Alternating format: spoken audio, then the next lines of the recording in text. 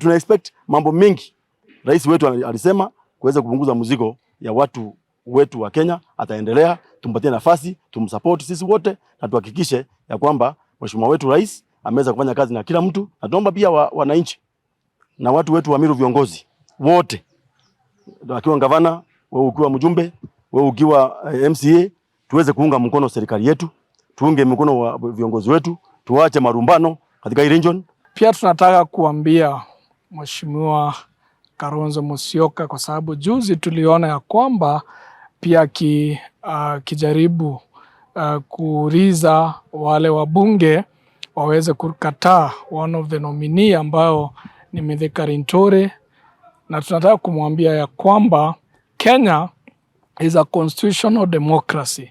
Sisi Mount Kenyans, kwa maana ametupea Cabinet Secretary for Agriculture is Honorable Franklin Mithika Linturi, na ni mazuri kweli, ni kijana yetu. Kulingana na mawaziri wote amechagua, naona wote hakuna mtu akona experience hapo kufanya kazi. Atafanya kazi hata asinde mnya. Kwa maana mtu hajafanya kazi useme atafanya, wewe unasema uongo.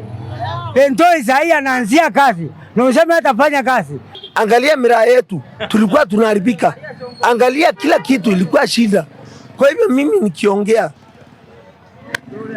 Linturi ako chonjo